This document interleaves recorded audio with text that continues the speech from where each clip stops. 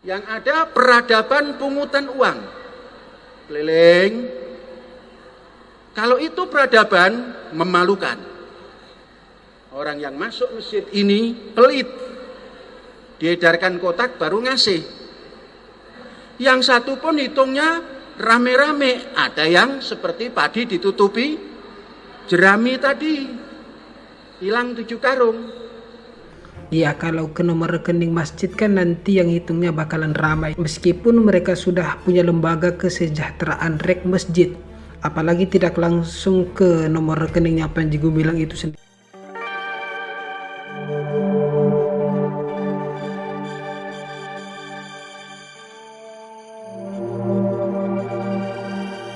Tukang ngelamun semua yang nulis di buku itu. Sedikit pun masjid enggak punya, apa enggak punya, ngelamun. Seakan-akan. Seakan-akan itu benar apa enggak? Tidak benar, seakan-akan. Seakan-akan itu gunung. Tahu-tahu apa? Kotoran lembu numpuk. Dilihat dari dekat, seperti gunung.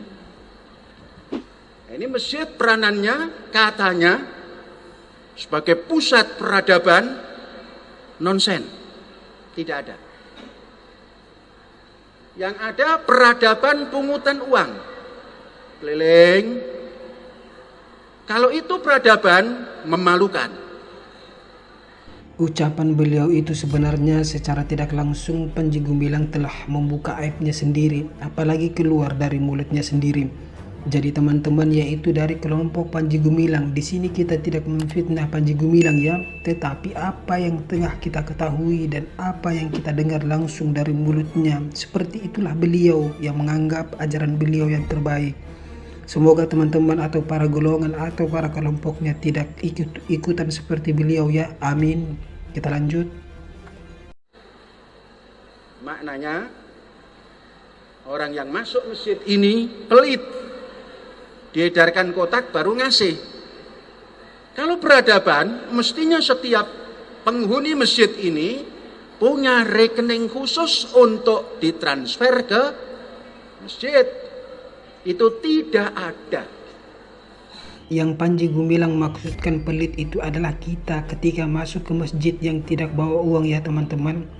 Kita baru bisa beliau sebut sebagai orang yang jujur atau orang yang bersedekah dan sejenisnya ketika kita juga ikut-ikutan memasukkan uang kita ke dalam kotak amal yang sudah disediakan masjid. Dan meskipun kita sudah memasukkan uang kita ke dalam kotak amal tersebut, jika masjid belum punya nomor rekening khusus, maka baik jamaah maupun masjid dan pengurus masjid tersebut akan Panji Gumilang pahami sebagai bukan peradaban, dan itu memalukan menurut beliau. Saya meneliti Vatikan. Mengapa Vatikan bisa begitu hebat? Ternyata sumbangan ke Vatikan itu tidak melalui kekenceleng keliling yang nanti di ujung sana kekencelengnya 3, tinggal 1, yang 2 entah kemana, yang 1 pun hitungnya rame-rame, ada yang seperti padi ditutupi jerami tadi, hilang 7 karung. Bukan peradaban. Saya melihat dalam penelitian, membaca sejarah Vatikan dengan gerejanya itu, semuanya setiap bulan itu rekening masuk dari fulan. Setelah itu didistribusikan kemana-mana sehingga berjalanlah. Saya ketika itu menyimpulkan, oh masjid itu adanya di Vatikan sana. Di Vatikan. Di sini tempat orang-orang putus asa masjid-masjid itu. Mengapa? Hanya nungkluk, dipaksa ngisi kaleng, keluar, selesai. Nah, saya punya pemikiran harus dirombak. Harus mempunyai lembaga yang nantinya seluruh aspek ditangani oleh masjid ini dan didistribusikan kepada yang berhak mendapat distribusi. Nah itu dibentuklah LKM, Lembaga Kesejahteraan.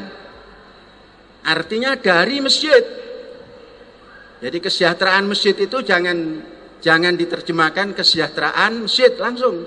Kesejahteraan masjid. Jadi ada tanda penerus gitu. Artinya kesejahteraan yang diurus oleh masjid. Nah, tahun 16. Dan ini adalah Masjid Milenium.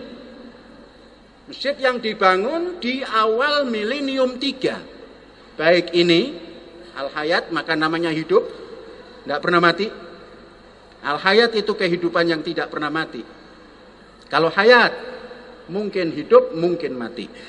Tapi Al-Hayat tidak pernah mati. Maka Syekh memberi nama Al-Hayat, bukan Hayat. Al-Hayat, kehidupan. Kehidupan itu tidak pernah mati. Yang satu lagi, adik daripada Al-Hayat ini, Rahmatan lil Alamin. Ini harus sesuai dengan namanya. Dan berdirinya adalah awal milenium. Jelas sekali ya teman-teman, Panji Gumilang ini ingin menjerumuskan santrinya dan wali santrinya atau kelompoknya untuk selalu bersedekah atau menginfakkan harta mereka ke nomor rekening Panji Gumilang pribadi. Kenapa tidak ke nomor rekening masjid saja seperti yang sudah beliau beri nama sebagai Al-Hayat dan Rahmatan lil Alamin? Ya, kalau ke nomor rekening masjid kan nanti yang hitungnya bakalan ramai. Meskipun mereka sudah punya lembaga kesejahteraan rek masjid, apalagi tidak langsung ke nomor rekeningnya Panji Gumilang itu sendiri, pasti ditafsirinya lain-lain setiap uang yang masuk ke masjid atau ke lembaga kesejahteraan rekening masjid.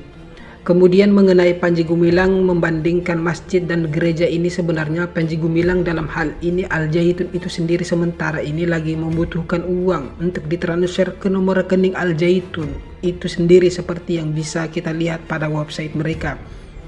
Jadi kita tidak usah heran Panji Gumilang membandingkan masjid dengan gereja, di mana masjid menggunakan kotak amal atau celengan dalam mengumpulkan uang yang masuk dari jamaah, sedang gereja seperti yang beliau ketahui tentang gereja yang ada di Vatikan menggunakan nomor rekening. Dan kita tidak usah heran teman-teman, karena memang seperti itulah Panji Gumilang. Mungkin pengikutnya juga akan berpikir seperti Syekhnya Al-Zaitun yang bernama Panji Gumilang itu. Sampai di sini dulu videonya ya teman-teman. Kita akan terus memantau berbagai penyimpangan dan kontroversi yang dilakukan Panji Gumilang yang bersembunyi di pondok pesantren Al-Zaitun.